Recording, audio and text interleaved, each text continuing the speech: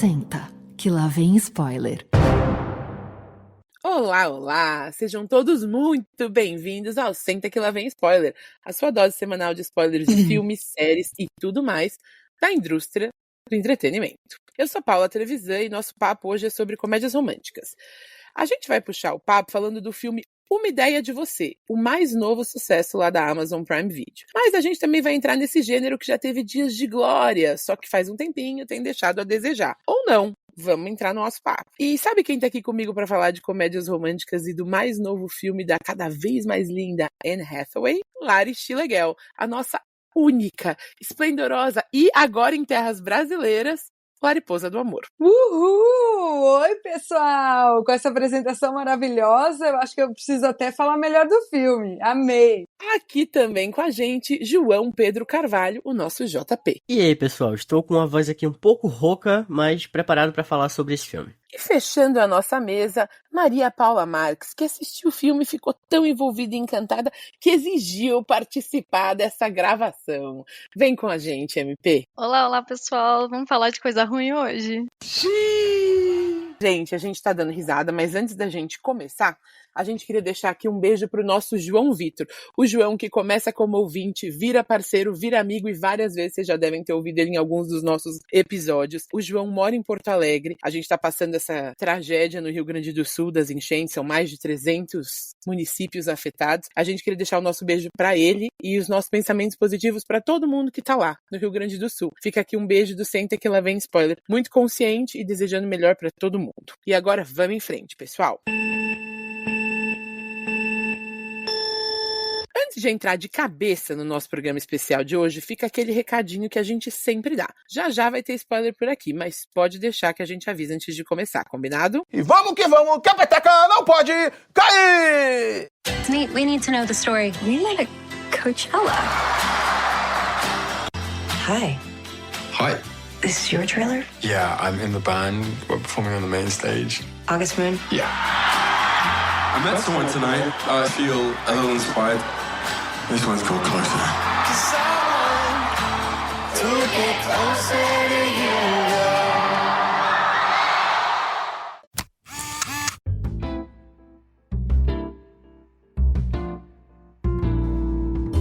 E para organizar a bagunça, vamos fazer assim. No primeiro bloco, a gente vai falar de Uma Ideia de Você, sem spoilers. Já no segundo bloco, a gente vai aprofundar nos detalhes do filme, vai ter spoiler, e logo depois a gente quer dar uma pincelada nessa aparente decadência das comédias românticas. Combinado? Então eu vou pedir pra Lari contextualizar um pouquinho do filme pra gente. Paulinha, antes da gente trazer a sinopse de Uma Ideia de Você, vale dizer que o filme é baseado no livro best-seller de mesmo nome, da autora Robin Lee, e que foi lançado lá fora em junho de 2017, mas que só chegou ao Brasil em 2023.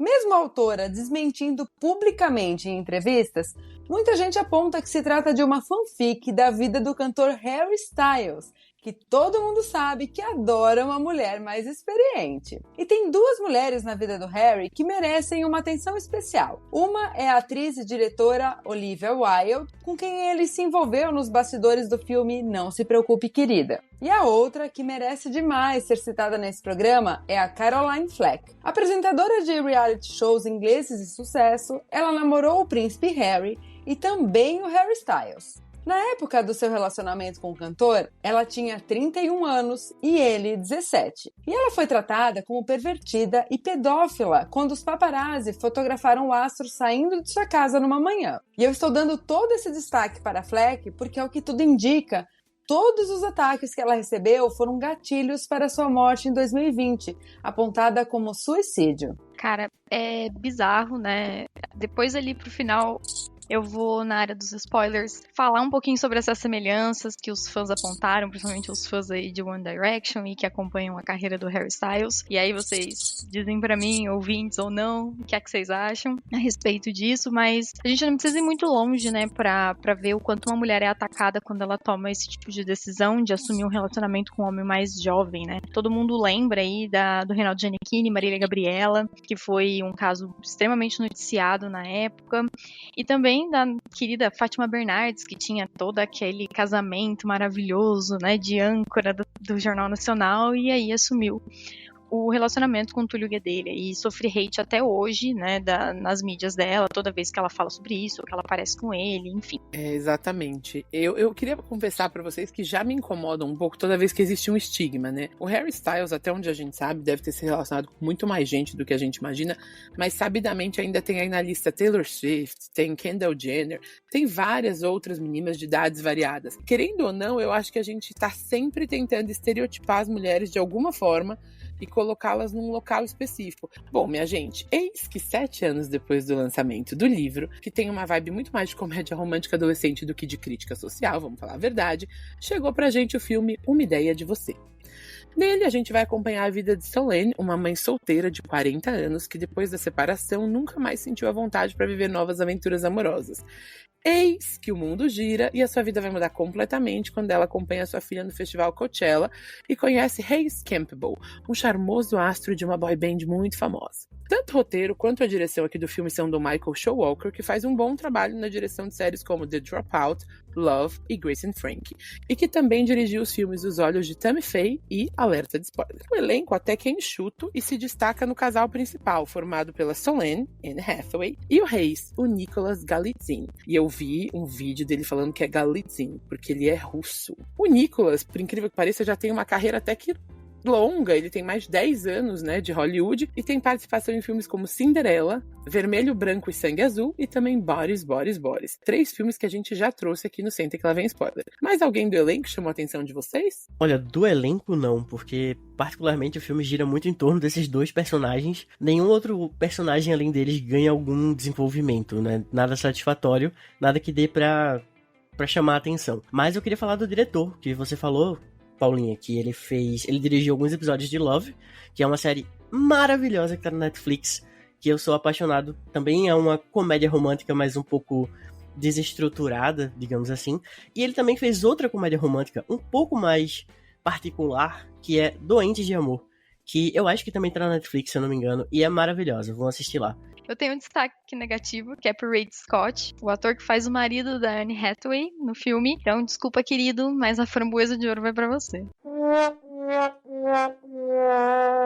Então, eu vou complementar aqui, porque é um ator que eu gosto, tá? Ele tá na 4ª e na 5ª temporada de Marvelous Mrs. Maisel, que é uma das minhas séries favoritas da vida. Só que nesse filme aqui não tem como defender, porque ele tá num papel, assim, super unidimensional, ridículo, as coisas que ele faz.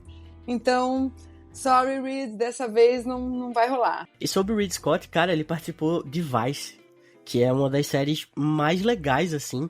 Ele tem um papel de destaque, ele é muito engraçado, e aqui parece que ele tá 15 tons acima do resto do elenco. E olha, a gente já vai se atracar com o filme por aqui, mas antes temos 2 coisinhas importantes. A primeira, aproveita para se inscrever e também dar 5 estrelinhas mágicas para ajudar a levar a palavra para aquela amiga ou amigo que, assim como a gente, adora as boas comédias românticas. E segunda, vou pedir pra Lariposa ativar pra gente a sabedoria das multidões, porque eu tô curiosa para saber o que o público e a crítica têm achado de Uma Ideia de Você. Simbora, Paulinha. Nos agregadores de nota, o pessoal tá bem dividido. Tem quem amou e tem quem detestou. Olha só, o filme conta com 6.5 de 10 no IMDb, 68 de 100 no Metascore, 2.7 de 5 no Letterboxd e no Rotten Tomatoes conta com aprovação de 83% da crítica e 68% do público.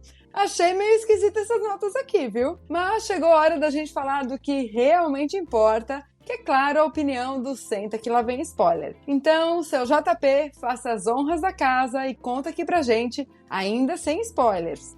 Você gostou, amou ou dá pro gasto? Olha, pra mim o filme deu pro gasto, sabe? Eu não fui com nenhuma expectativa, na verdade eu fui esperando coisa muito pior. E acabou que ele ainda me entregou alguma coisa, então eu fico satisfeito. Tirando isso, tem Anne Hathaway, né? Sempre perfeita.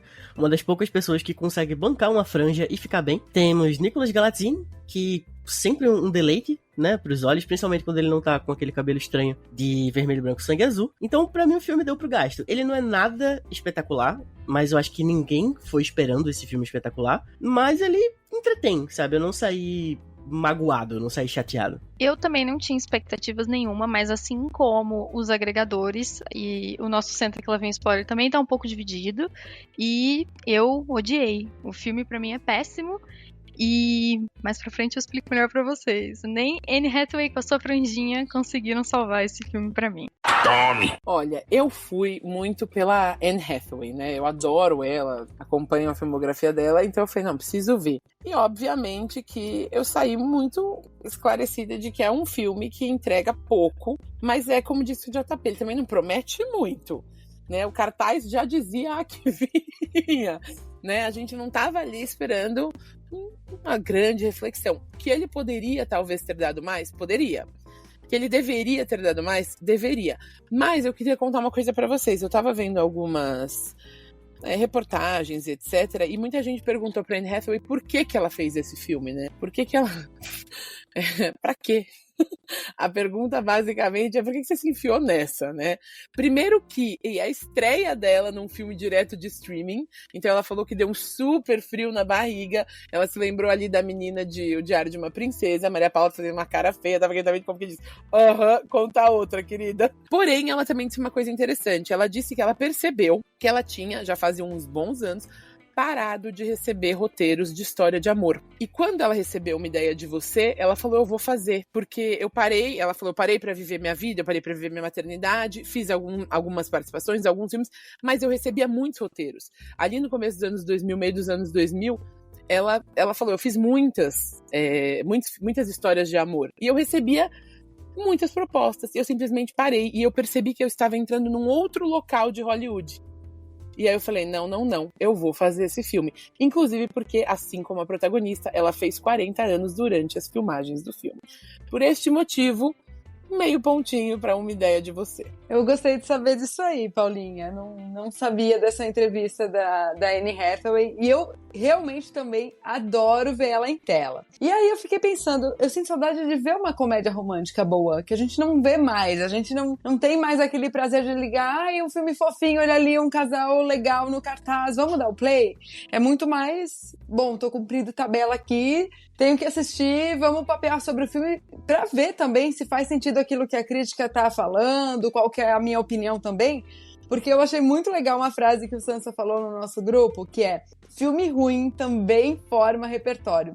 E é verdade, a gente tem que assistir de tudo, não dá pra limitar só sair assistindo filme que tem uma puta repercussão e que tem técnicas cinematográficas mirabolantes ou, tipo, que tem uma temática super primorosa. Não, gente, a gente tem que assistir aquilo que a gente gosta de assistir e experimentar várias coisas, né? Então eu fico muito chateada quando eu vejo uma produção dessas desperdiçada, porque eu acho que tem uma ideia boa, mas é um roteiro preguiçoso, ele não desenvolve.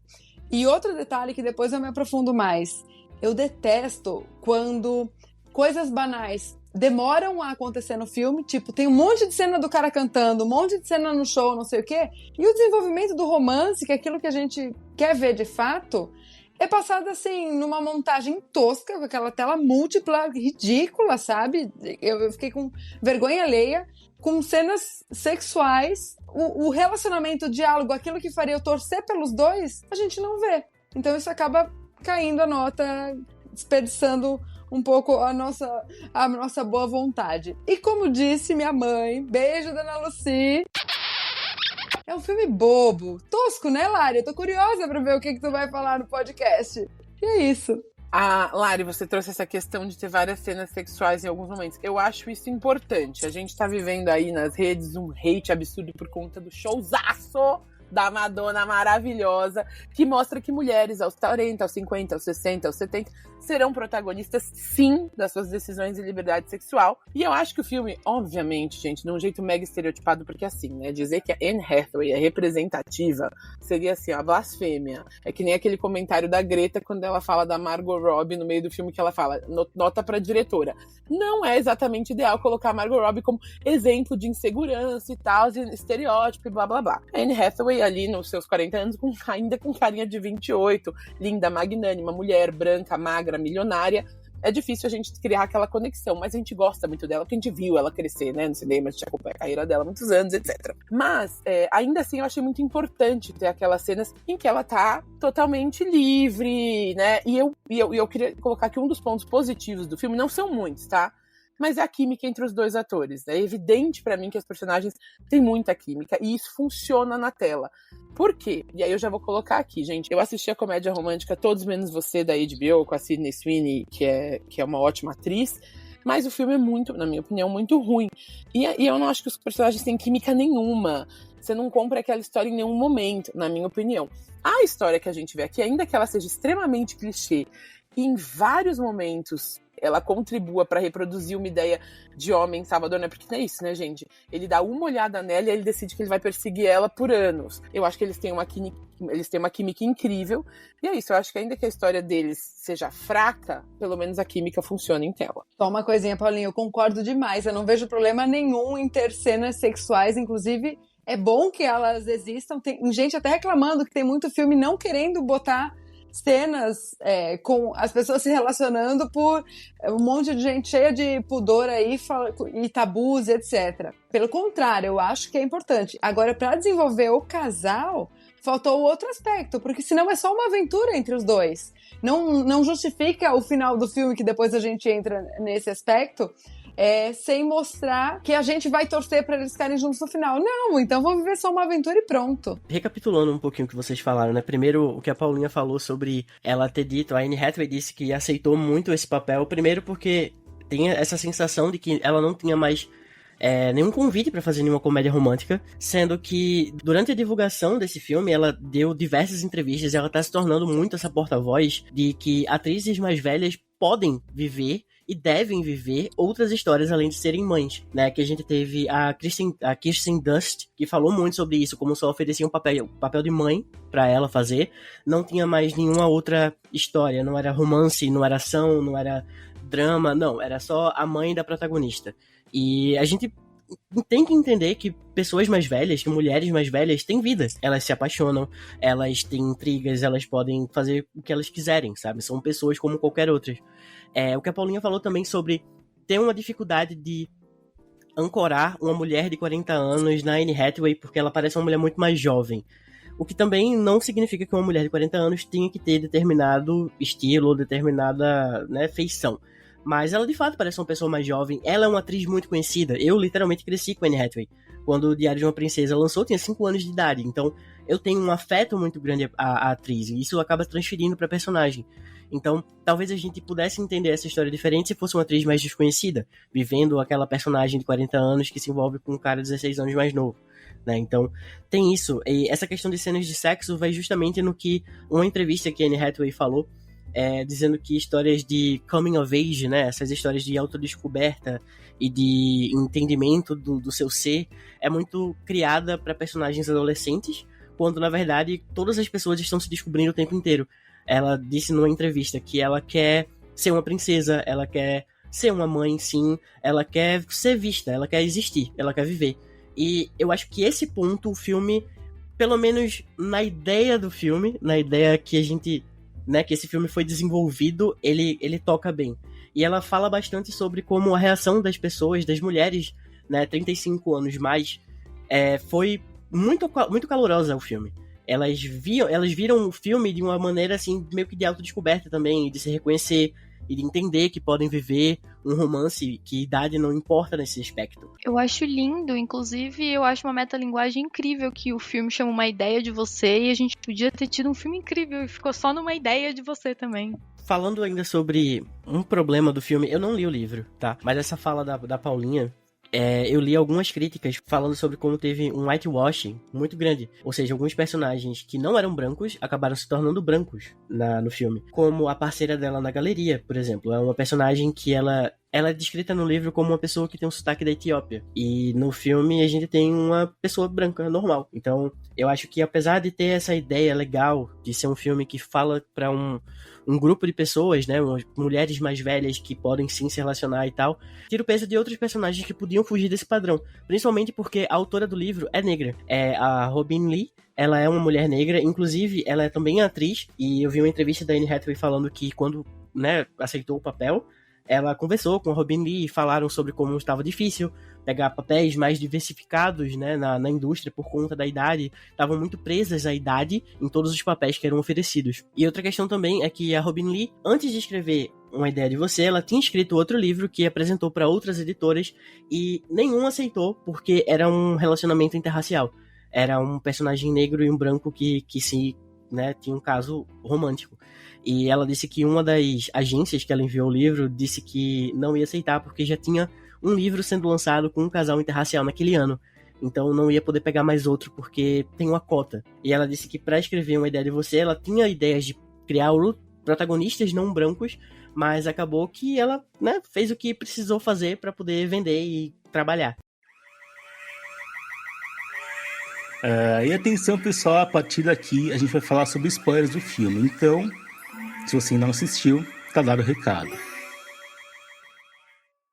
Bom, pessoal, agora que o Marcudo liberou os spoilers, podemos falar com mais detalhes sobre as atuações, sobre trilha sonora, que é altamente duvidosa, e os diversos assuntos abordados pelo filme, onde se destaca esse amor que supostamente ultrapassa convenções e barreiras geracionais.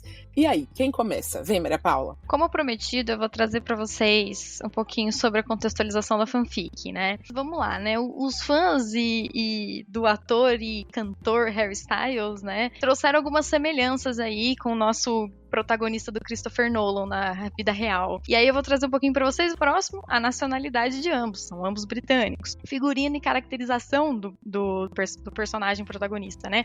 Então ele usa, pros fãs muito atentos, aquela blusinha branca com a manguinha enroladinha, aqueles padrões de tatuagem que ele tem e aquela marca característica dele de ter muitos anéis nas mãos, né?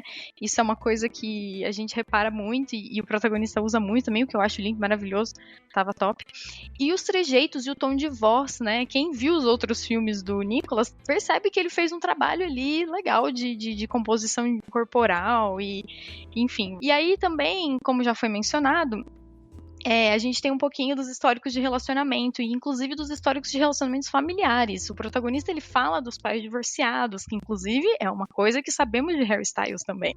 E que o Harry se relacionou com algumas mulheres mais velhas e no filme isso é abordado também. E aí entra uma das que pra mim é o supra-sumo da loucura do fã, e que vocês podem me julgar, não tem problema. Eu tô dentro aí com o povo do Twitter, que existe uma semelhança ali no nome do ex-marido da nossa querida Solane. Ele chama Daniel.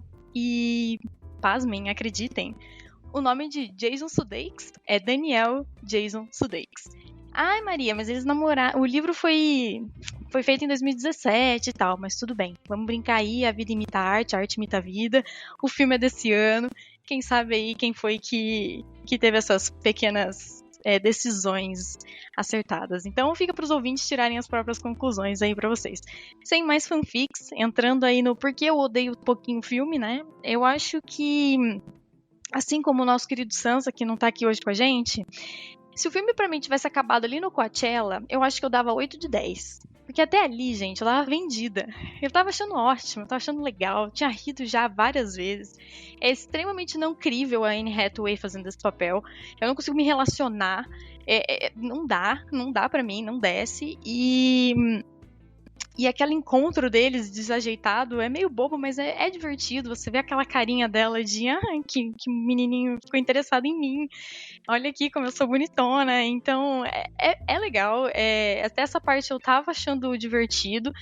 Mas aí, gente, tem aquela parte que me perdeu 100% do filme, que é a grande pergunta da sua filha. Ô mãe, mas ele é feminista? E ali, pra mim, eu fiquei, pra quê? Aqui vocês podem pôr até pi nas minhas falas, porque eu fiquei falando, vai pro que decisão de é essa?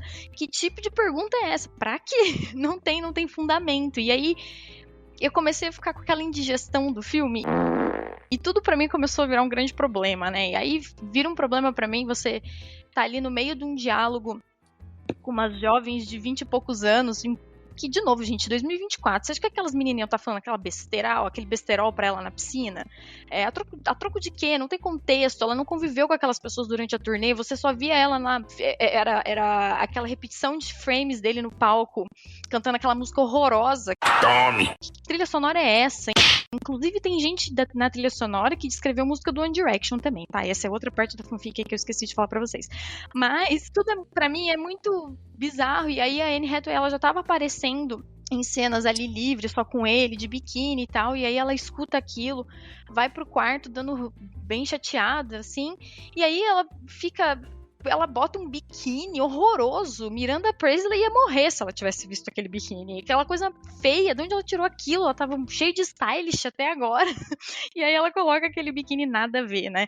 Então, assim, eu acho que pra mim tem um grande problema de desenvolvimento de personagens secundários, e eu acho que isso prejudica muito o filme. Porque o filme não se sustenta só no romance dos dois, porque, igual vocês comentaram, ele não é muito... A gente não tem aquela ânsia do casal ficar junto, eles não tem muitas cenas onde a gente fala, ai, que bonita a relação dos dois. Pô, ele come lá um sanduíche seco de tomate sem graça na casa dela, e aí, de repente, eles estão apaixonados, tocando piano, e aí você tem a parte onde você tá ali vendo que o pai da menina é um escroto, e ela faz um diálogo abertamente sobre isso, que ele, tipo, deixou a menina largada pra poder resolver trabalho, e no minuto seguinte a menina vai pra casa dele, porque um carinha falou, ah, beleza, eu queria ficar com a tua mãe, o crush dela da escola, e aí ela resolve que ela não gosta da mãe dela e do relacionamento da mãe dela, que até 2 segundos atrás estava tudo bem, enfim, é muito mal desenvolvido tudo, e isso pra mim me incomoda muito. E pra vocês terem noção de como não é crível, quando ela corta a franja pra parecer mais velha, ela parece mais nova. Não tem nem sentido isso. Eu só queria deixar a informação rapidinho, que segundo as más línguas, ela recebeu 7 milhões por esse filme, tá? Então, pelo menos o dinheiro ela levou.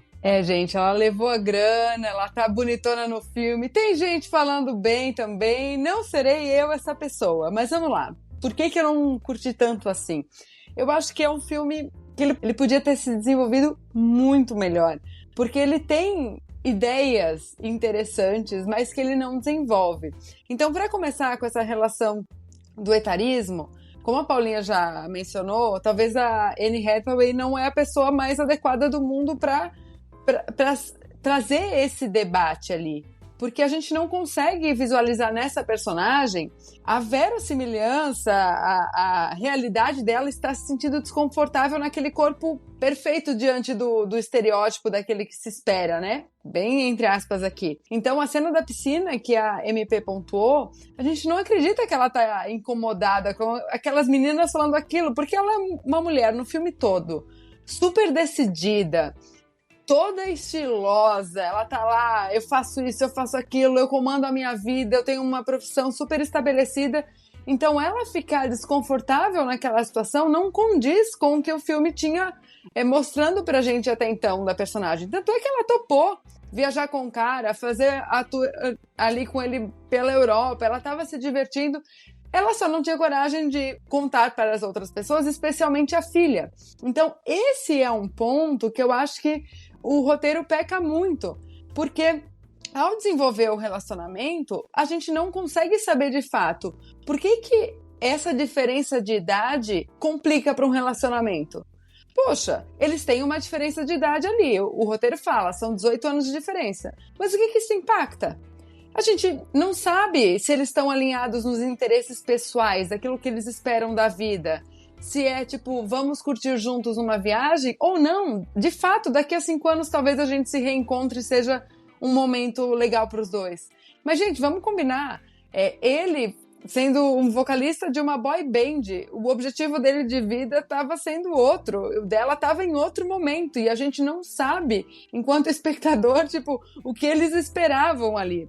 Então, esse embate com a filha também ele não é desenvolvido. Tanto é que outro ponto que o filme só dá uma pincelada e que seria super relevante pontuar é tanto os comentários nas redes sociais, quando postam as fotos ali com eles na viagem e descobrem um relacionamento do tipo, nossa, onde já se viu uma mulher mais velha pegar ele mais novo. É um negócio, a gente sabe que existe, mas na forma como o filme retrata, parece que não tem nada de bom ali. E a gente sabe que isso acontece e tá tudo certo. E depois, no contar pra filha, a gente não vê o embate do tipo, por que seria complicado pra filha? Ah, é porque ela foi uma adolescente fã dessa boy band e agora a mãe tá se relacionando? Porque isso tudo é resolvido de uma forma muito rápida.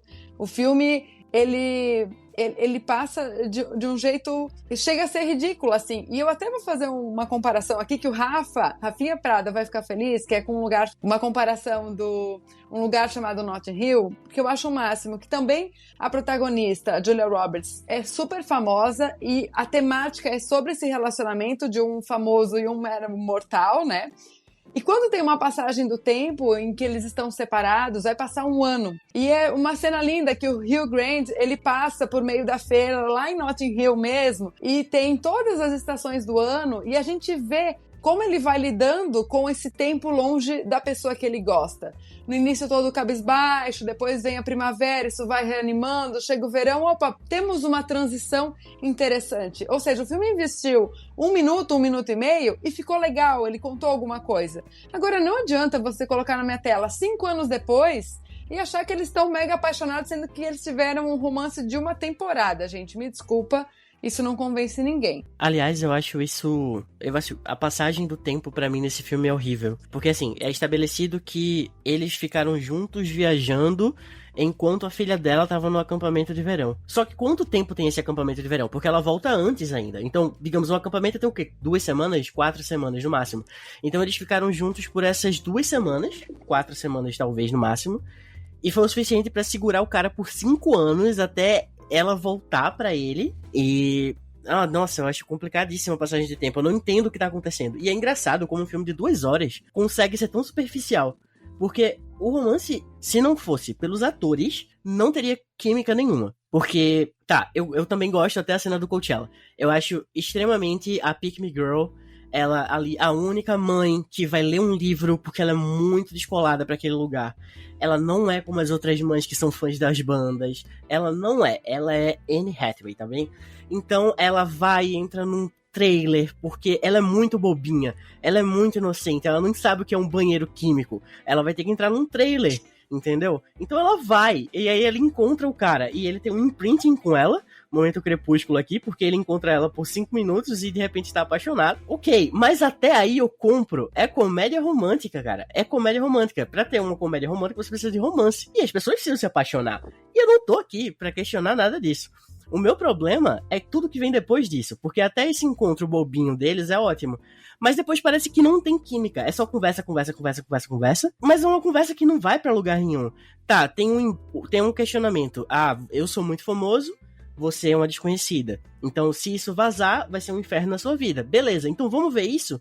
Porque se o filme fosse sobre isso, sobre esse etarismo, sobre esse machismo, né? Sobre como assim uma mulher de 40 anos está envolvida com um cara de 24. Mas aí tem 10 minutos reservado pra isso no filme. Tem uma cena da filha dela. Ai, minha vida é horrível, eu sofri bullying na escola. Ai, meu Deus, como eu sofro. E é isso, é esse o embate. Esse é o que faz ela se separar do cara. Não é porque ela não gosta dele, não é porque... Aliás, a briga da piscina também é horrenda. O que ela traz é uma maturidade. Ela viveu, ela passou por um término horrível. Então, tudo bem, ela tá trabalhando na autoestima dela. A gente entende que o flerte ali no início é muito bom pra autoestima dela. Mas aí ela não melhora isso porque uma menina de 20 anos de idade consegue falar qualquer besteira assim pra ela. E ela desaba. E uma fala que eu acho até engraçada, que ele tá muito sensato naquele momento. Você acha que eu nunca namorei antes de você? Você acha que eu nunca fiquei com ninguém? Né? Entra muito no que foi falado aqui também sobre ele ter um tipo. Então ele não tá atraído por ela, tá atraído pelo que ela representa. Tá, isso pode ser problemático, mas aí a mulher acaba o relacionamento do nada, assim, por conta de uma fofoca de uma patricinha na piscina. Eu acho complicado. Então eu acho que o filme também não é muito engraçado pra mim. Eu acho que eu conto nos dedos as vezes que eu dei uma risada. Então é isso, o filme não é muito engraçado. O romance só se sustenta porque os 2 atores conseguem sustentar, porque o texto não ajuda. O filme tem 2 horas e eu não sinto esse amor. Eu não sinto esse amor em momento algum, sabe? É uma relação que começa muito abrupta e ela vai avançando até fofa, mas aí depois a gente não entende o que tá passando, a gente não entende o que tá acontecendo. Eu gostei um pouco da trilha sonora, eu não vou negar aqui, eu ouvi ainda uma vez depois que eu terminei o filme, mas também não é nada que ficou muito preso na minha cabeça, então essa culpa eu não carrego. Podem me chamar de agente do caos, porque eu vim pra causar. Não, gente, é o seguinte, longe de mim querer defender o filme, eu acho que o filme, ele é um filme extremamente ok pra menos, concordo. Quando a gente problematiza a Anne Hathaway nesse papel, Anne Hathaway, que como a gente já falou, fez 40 anos durante as filmagens do filme, você querer trazer o romance com uma mulher mais velha significa que o problema ali colocado é que ela está fora do padrão. E a Anne Hathaway, aos 40, aos 45, aos 28, aos 60, é padrão. Então, a problemática de estar relacionando com uma mulher fora do padrão, a gente tem que imaginar. né? Mas tudo bem. Um segundo problema é, como vocês colocaram várias vezes, existem inverossimilhanças incorrigíveis no roteiro, né? E mesmo antes disso, eu só queria falar pro JP que eu entendi a passagem do tempo um pouco diferente. Eu entendo que ela vai até o acampamento, a filha, inclusive, se reúne com os amigos, que eu gosto dos amigos da filha, eles são uma das partes mais legais do filme. A filha se reúne com os amigos e eles falam, não, beleza, então vocês vão fazer o romance? Vocês vão fazer o romance. E a partir daí eles vivem um romance que, inclusive, ele tá sempre na casa dela, ele cozinha, é que é meio mal feito mesmo, tanto que você não lembra. Mas a verdade é, eles viveram o romance naquelas semanas do acampamento, que eles estão viajando pra Europa, chegam, e aí eles falam, não, a gente vai assumir pra mídia. E aí eles vivem um tempo esse relacionamento. Porém, eu tenho alguns pontos para fazer sobre o que vocês falaram. Primeiro, a Maria Paula e o Sansa trouxeram muito pra mim a frase da filha falar, ele é feminista, que na hora realmente soou ridículo. Porém, eu prefiro acreditar que pode ser uma microcrítica ao esvaziamento das pautas que a gente vive hoje. Como se as pessoas tivessem uma carteirinha ou não de feminista, sabe assim? O que é uma menina de 16 anos virar e perguntar, ele é feminista? É como a Maria Paula disse, onde que isso tem algum tipo de respaldo no que está sendo retratado ali? Nenhum. Mas, gente, é assim que as adolescentes hoje, é assim que hoje a gente vê a geração Z tratar pautas importantíssimas como feminismo. É a total falta de comprometimento com a pauta. Ah, ele é feminista, ele é, então tudo bem. Ai, não, ele se diz não racista e não homofóbico, então tudo bem. Tá com a carteirinha, é o que ele diz. E, inclusive, o chilique da filha, né, que antes aceita o relacionamento e depois não, acho super condizente com uma menina de 16 anos, gente. Hiper condizente. Ela aceita, aí na escola vão, ela sofre um bullying, ela volta e fala, não, te odeio, vou pra casa do meu pai. Isso eu não problematizo tanto, acho que super pode rolar, podia ter sido eu, inclusive, tá? Vocês não me conheceram aos 16. Do mesmo jeito que essa fala vazia do, né, ele é feminista, gosto muito da fala, que pra mim é um ponto positivo do filme. Ah, você não sabia que a sociedade odeia as mulheres? Não te contaram ainda que a sociedade odeia mulheres felizes? Deixa eu te contar, então. Eu acho que o filme tem momentos que tem que elucidar. Por exemplo, a hora que ele entra e compra a galeria inteira e fala, você nunca me viu comprar maçã. Ridículo. Mas ela chama ele, ela fala, escuta aqui, os artistas fizeram as obras com respeito, tenha respeito pelo que você tá fazendo. Ela dá uma chamada nele, não passa desapercebido pelo roteiro. Ela vira e fala, aqui não, você não chega e compra tudo e acha que é assim. Então eu acho que em alguns momentos o roteiro tenta. Ele é ruim, gente, é um roteiro ruim. Acho que no mais a gente pode sim concordar que existem vários problemas. Acho que como vocês três disseram, eu concordo. O filme poderia ser muito mais. A primeira metade dele, talvez os primeiros 30 minutos dele, foram de fato mais legais. Se tivesse desenvolvido o romance, como vocês colocaram, a gente teria entregado um filme muito melhor. E não tenho como defender, concordo com vocês três. A cena da piscina é indefensável, assim, não tem o menor... É como se fosse outra personagem, outra pessoa escreveu aquelas páginas. Não faz o menor sentido. Acho que ainda é uma comédia romântica com a mesma fórmula das comédias românticas que a gente via por aí. E eu, pessoalmente, não achei tão horrível assim.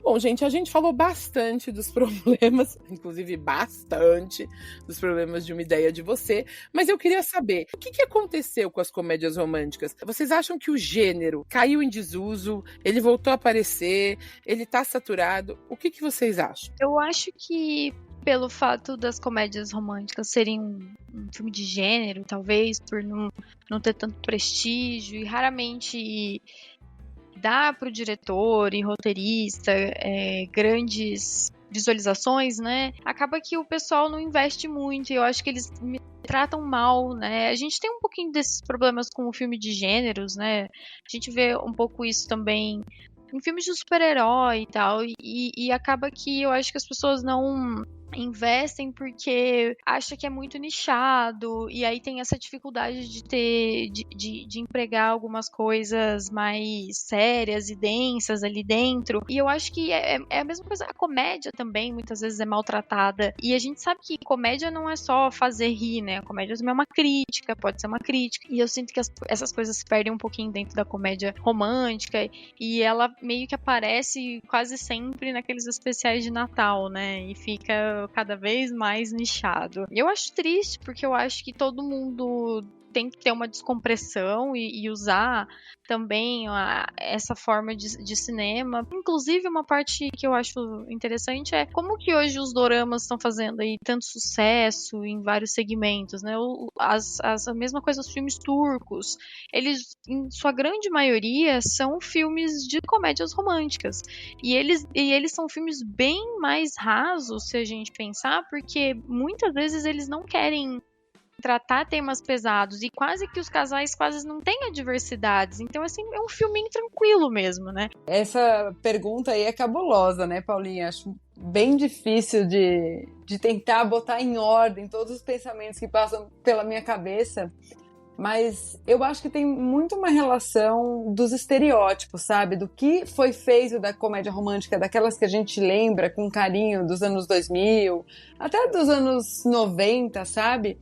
E de que, de alguma forma, quando a gente vai assistir, não representa mais os casais de hoje, aquilo que as mulheres desejam, que os homens desejam também. Então não dá um match nessas histórias. E Hollywood tá com preguiça de ressignificá-las, sabe? Quando eu penso nas antigas comédias românticas, eu trago uma relação de aquela vibe meio contos de fada, assim, de que a mulher vai encontrar o homem dos sonhos e enfim, eles se relacionam, aí tem um problema e eles fazem um jeito para eles ficarem juntos e serem felizes para sempre. E esses felizes para sempre hoje tá tão assim, gente, ele não existe. E eu acho o máximo quando a gente pega um filme que eu amo, tá? Como La La Land, que é esse musical que mostra o relacionamento, que no final das contas, com um spoiler aqui, eles não vão acabar juntos e felizes.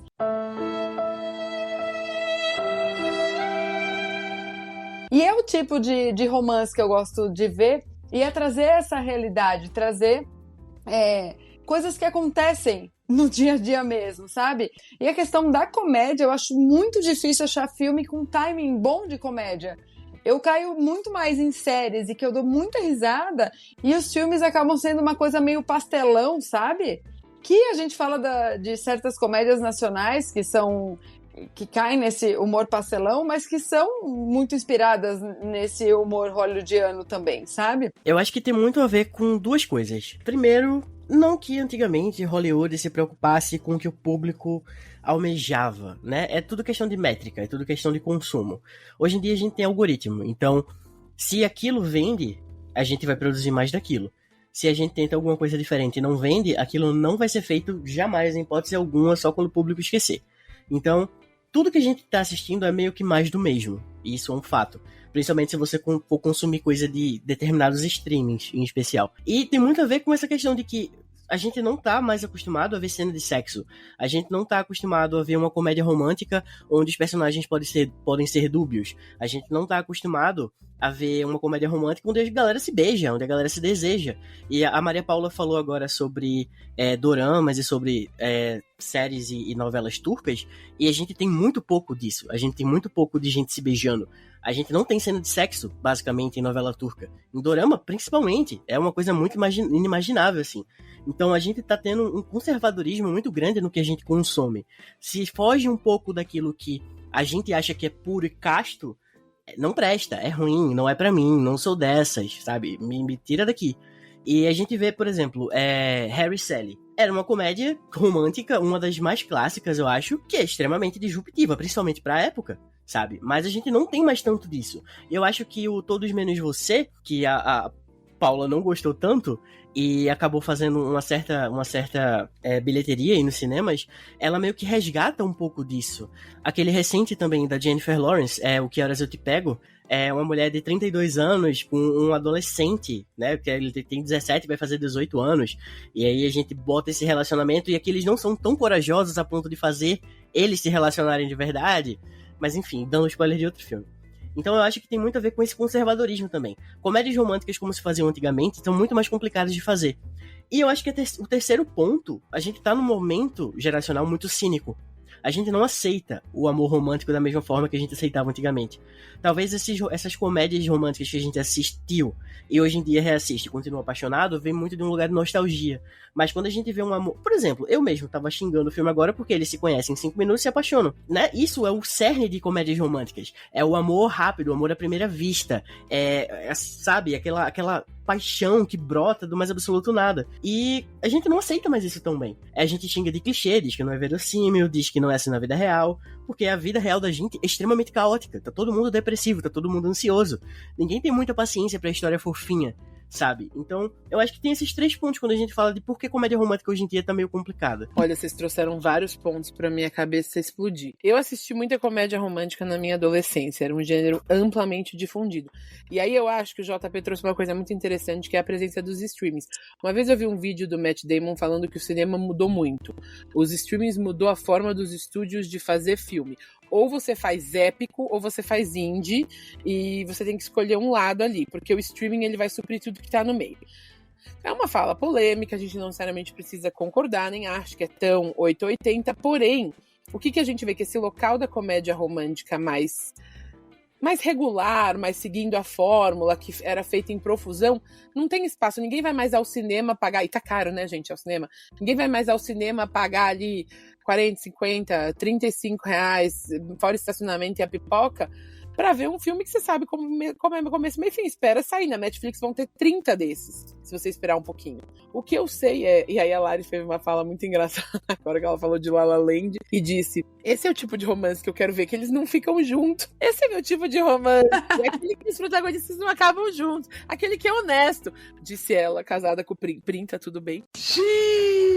Felizes pra sempre, gente, esquece. Felizes pra sempre não cola. Feliz é suficiente, né? Prim, te amo, viu? Mas olha só, recadinho aqui. Eu gosto da sofrência em tipo de filme romântico, sabe? Se é pra ser, tipo, estágio bom e torcer pra eles se darem bem, a gente precisa ter um pouco do outro lado também, porque ninguém tá só curtindo. E essa falta da treta, que é onde a gente estabelece o romance no dia a dia, que é pelo fight também, sabe? Eu acho que faz falta no filme. Mas aí eu pergunto pra vocês, já que a gente falou bem das comédias românticas antigas, não sei o que vocês acham das atuais, mas eu vou pedir pra cada um aqui falar quais são as comédias românticas preferidas, o que vocês deixaram aí de recomendação pro nosso ouvinte. Uma comédia romântica que eu gosto muito, que é uma produção nacional, e podem falar que é por causa do Wagner Moura, tá tudo bem, eu assumo, é O Homem do Futuro. Eu gosto demais dessa comédia romântica, eu acho linda, acho inteligente, tem química, tem física, tem tudo nesse filme. E assim como mais uma ali só de quebra, que eu gosto muito, que ficou muito na minha memória, é Eduardo e Mônica. Ô louco, 2 dicas nacionais, gostei de ver, hein? Que, aliás, outro filme com um casal protagonista extremamente delicioso, não é mesmo? Wagner Moura e Aline Moraes. Eu vou roubar a dica do Rafa, se ele estivesse aqui, e vou de um lugar chamado Notting Hill, que eu amo esse filme também, é maravilhoso, é daqueles que é gostoso de reassistir, se estiver passando eu paro, assisto e também escolho no streaming para dar o play. E só para não fazer a maluca, que esse é o filme que termina feliz, então podem assistir tranquilamente, eu amo também, tem gente que odeia, mas 500 Dias com Ela, porque o filme já começa, a primeira frase do narrador: esse filme não vai ter um final feliz, eles não vão terminar juntos, tipo, você pode até torcer, mas esse não é o romance que vocês vão assistir. Eu fui uma criança que eu não tinha TV por assinatura, não tinha nada. Então, eu fui educado com comédia romântica da sessão da tarde. Então, Um Lugar Chamado Notting Hill, O Diário de Bridget Jones. Cara, tem muita coisa. Quando apareceu aqui, indique uma comédia romântica, eu simplesmente não consigo. Eu acho que eu vou indicar uma porque ela é meio musical, tem um elenco maravilhoso e também tem age gap. E eu não vejo muita gente falando sobre ela, que é Letra e Música, de 2007, que é com a Drew Barrymore e o Hugh Grant, e ainda tem a Anna Faris também, no papel maravilhoso. Cara, as músicas desse filme são ótimas, o filme é fofo, é bonito, é muito legal. E como todo mundo deu 2 indicações aqui, eu vou dar a minha segunda indicação também, que é outro filme que eu fui educado na sessão da tarde, e eu depois aluguei DVD, e eu via 24 horas por dia, que era E Se Fosse Verdade, que é com o maravilhoso do Mark Ruffalo e também com a Reese Witherspoon. Cara, esse filme é muito maravilhoso, ele é meio fantástico e ele é meio sobrenatural, mas ele é muito fofo. É lindo, só assista. Deixa eu falar pros nossos ouvintes algumas coisas. Os filmes que a Maria Paula indicou, O Homem do Futuro tá disponível lá na Apple TV e Eduardo e Mônica tá disponível no Globoplay. Já a Lari trouxe pra gente um lugar chamado Notting Hill, que tá disponível em vários streamings, tem no Prime, tem no Star Plus, porque não pode perder mesmo. E ela também trouxe 500 Dias com Ela, que tá disponível lá no Star Plus. Já os filmes que o JP trouxe pra gente, Letra e Música e Se Fosse Verdade, estão disponíveis para aluguel lá no Prime. Mas pra você não morrer de curiosidade sobre a minha comédia romântica preferida, eu Antes de mais nada, eu queria dizer para vocês que eu fui e perguntei para os nossos companheiros de podcast qual era a deles. Então vocês vão matar a curiosidade aqui. Vamos começar com a comédia romântica preferida do nosso professor Tiago. Ele adora um filme que eu pessoalmente também adoro, que é Casamento Grego. É um filme que não tem como não dar risada, é um filme fofinho, é um filme super pra cima e tá disponível lá na Netflix. Já o Marcudo, que não podia ser diferente, trouxe uma comédia romântica cheia de twist e ensinamentos, que é Melhor é Impossível. Com o Jack Nicholson, não tem como não gostar desse filme, é maravilhoso, você sai com o coração quentinho. Já o Rafa, ele dá as mãos pra lá e os dois também ele também é muito fã de Um Lugar Chamado Notting Hill. E o Renato trouxe um filme que eu queria roubar como meu também, mas não posso, que é um filme recente, chama A Pior Pessoa do Mundo. Não pode não ver, tá disponível lá no Prime Video. É um filme que vai fazer a cabeça pensar muito. Todo mundo aqui nessa mesa sabe que em vários momentos as comédias românticas são um desserviço, principalmente para nós mulheres, porque faz com que a gente acredite em alguns padrões, em padrões de comportamento, faz com que a gente reproduza ideias sobre como um relacionamento deve ser que não condizem com a realidade. Porém, a gente fica mais esperta, mais esclarecida, e a vida ensina, né? E aí a gente entende que muito do que é retratado no cinema, infelizmente, não imita a vida. Várias vezes a arte é só sacana com a gente. Por conta disso, eu vou escolher um filme que eu não deveria indicar, mas eu gosto, que é 10 Coisas que Eu Odeio em Você. Gente, não tem como. É um filme que eu gostava. Ele dava quentinho no coração. Tem vários problemas? Tem. Mas toda vez que tá passando, eu paro pra assistir. Tudo muito bom, tudo muito bem. Vocês saíram desse REC até com listinha para assistir, mas chegou aquela hora. A nossa hora de dar as notinhas por aqui. De 0 a 100, eu quero saber quantas poltronas amarelas vocês dão para o filme Uma Ideia de Você, que está esperando todo mundo, ou não, lá na Prime Video. Conta pra gente, Lari. Eu vou dar 51 poltronas amarelas e eu tô achando que eu não vou ser a mais casquinha da turma dessa vez não, viu? Vou dar 50 poltronas amarelas. Eu acho que é o suficiente, nem muito nem pouco, ali na média. Gente, eu vou ter que dar, infelizmente, 30 poltronas. Eu não consigo dar mais do que isso. Os protagonistas são bonitos, mas eu ainda senti que eu perdi um pouquinho de tempo demais assistindo esse filme. Olha, eu vou dizer que gravar com vocês diminuiu bem a minha nota, viu? Assim, ela já não era muito alta, mas vocês trouxeram problemas reais que a gente não pode ignorar. Por conta disso, eu vou deixar o filme com 48 poltronas amarelas. E o total deu 45 poltronas amarelas para Uma Ideia de Você. Norbinha, toca aquela música que indica que foi bomba.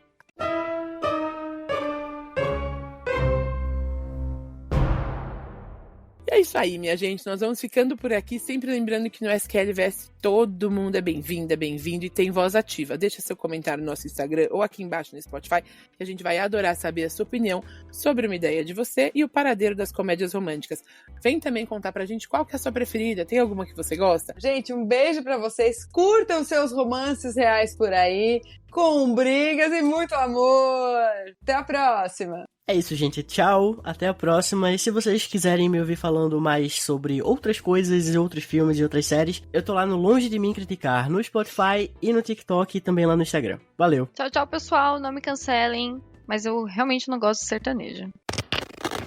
Neste programa e em quase todos os outros, utilizamos áudios de Casimiro, Choque de Cultura, Isabela Boscov, Medo e Delírio em Brasília, Vai Dar Namoro e The Office. E se você gosta do SQLVS, conhece alguém que quer criar o seu próprio podcast, faça como a gente aqui. Acesse sonicapodcasts.com e manda um zap que o pessoal lá, é gente boa demais. Valeu, beijo, fui!